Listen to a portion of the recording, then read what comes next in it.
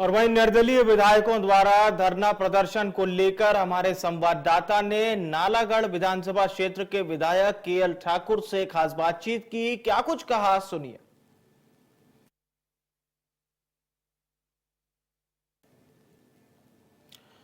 और चलिए अब खबरों में आगे बढ़ते हैं और दूसरी खबर का रुख करते हैं। बड़सर के पूर्व विधायक इंद्रदत्त लखनपाल कांग्रेस पार्टी से नाता तोड़कर अब बीजेपी में शामिल हो गए हैं। बीजेपी में शामिल होने के बाद इंद्रदत्त लखनपाल ने बीजेपी से उपचुनाव में टिकट लेने में भी सफलता हासिल की। इसी को लेकर हमारे संवाददाता ने इंद्रदत्त लखनपाल से खास बातचीत की। नमस्कार, स्वागत है आपका इंडिया न्यूज में। आज हम आपको बड़सर विधानसभा क्षेत्र में लेके आए हैं, जहां आज हम बात करेंगे जो भाजपा के प्रत्याशी हैं इंद्रदत्त लखनपाल जी, उनसे बात करेंगे, आज बातचीत करेंगे। जो पीछे घटनाक्रम है उसके बारे में बात करेंगे और आगे जो उनका प्रचार है कैसे वो प्रचार करेंगे और जो भाजपा की जो यहाँ कुनबा है उसको किस तरह से अपने साथ लेके चलेंगे उसके बारे में विस्तार पूर्वक चर्चा करेंगे। पहले तो आइए बात करते हैं इंद्रदत्त लखनपाल जी। सर, आपका इंडिया न्यूज में स्वागत है। धन्यवाद जी। सर, 40 साल का तजुर्बा है, क्यों छोड़ी कांग्रेस, क्या है? देखिए, कुछ परिस्थितियां ऐसी बन गई कि जिस वजह से निर्णय लेना पड़ा और दुख तो मुझे भी बहुत हुआ, लेकिन कारण कुछ ऐसे थे कि जिसकी वजह से मुझे बाहर जाना पड़ा। बड़े लंबे समय से कुंठित था और जिस प्रकार से हम चाह रहे थे कि व्यवस्था परिवर्तन के चलते जो जिन मुद्दों के ऊपर हमने लड़ाई लड़ी थी पिछले 5 साल सदन में, उन मुद्दों को हमने बिल्कुल पीछे छोड़ दिया। चाहे वो युवाओं की बात थी, चाहे आउटसोर्स कर्मचारियों की बात थी, चाहे वोकेशनल टीचर्स की बात थी, एसएमसी टीचर्स की बात थी, कंप्यूटर टीचर्स की बात थी, करणामूलक आधार पे जो नौकरियां देने की बात थी, या अन्य जो और भी कई कारण थे जिसकी वजह से ये मुझे पार्टी छोड़नी पड़ी।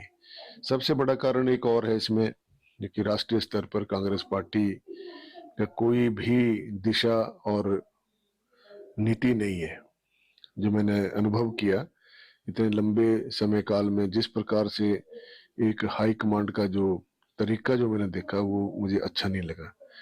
और आज से जो 25 साल पहले कांग्रेस पार्टी में अनुशासन था, लोगों से वार्तालाप होती थी, लोग एक दूसरे का मान सम्मान करते थे। आज पूरे देश में आप देख लीजिए, कांग्रेस पार्टी को छोड़ छोड़ के लोग बीजेपी में जा रहे हैं। तो कहीं ना कहीं तो कारण है, चाहे वो राम मंदिर का इशू ले लो आप, चाहे धारा 370 का ले लो, या अन्य कोई ऐसे मुद्दे जो देश से जुड़े हुए मुद्दे थे, वहां पे जो है कांग्रेस पार्टी उन मुद्दों को भुनाने में कामयाब नहीं हो पाई, जिस वजह से आज पूरे देश में कांग्रेस पार्टी हाशिए पे खड़ी हो गई।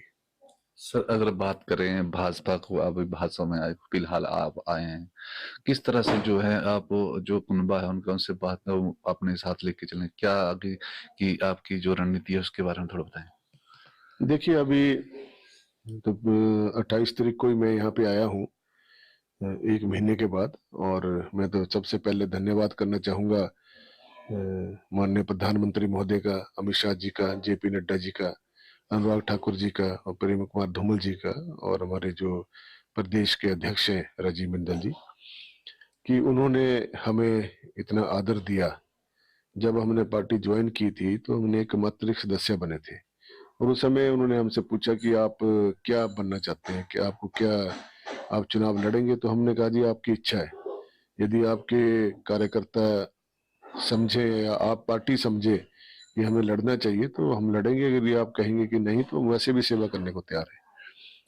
तो उसके लिए मैं उनका धन्यवादी हूँ कि हम 6 के 6 विधायकों को उन्होंने टिकट्स दे दी और मैदान में जाने का मौका मिला। और जो हमारे यहाँ के स्थानीय नेता हैं, अभी सभी में थोड़ा विरोधाभास है, सबसे बातचीत करेंगे।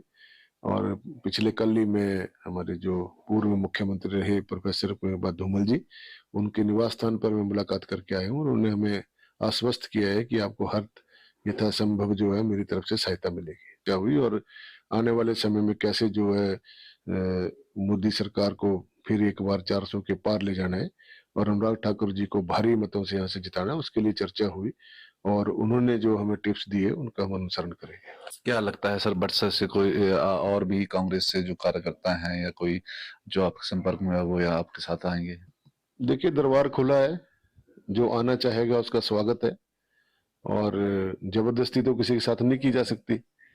अभी तो मुझे बहुत से लोगों को जवाब भी देने हैं, लोगों से चर्चा भी करनी है, भारतीय जनता पार्टी के लोगों से समन्वय भी बनाना है, उनके बड़े नेताओं से भी समन्वय बनाना है, तो उसमें लगा हूं। अब धीरे धीरे इसमें समय तो लगेगा, अभी हमारे पास समय है, 5-7 दिन में सारी स्थितियां ठीक हो जाएंगी। धन्यवाद सर। तो ये थे हमारे साथ विधायक पूर्व विधायक इंद्रदत्त लखनपाल जी, और साथ में भाजपा के प्रत्याशी जो चुनाव है बक्सर में उसके प्रत्याशी। हम हमीरपुर से इंडियन न्यूज के लिए सुमित राठौर की रिपोर्ट।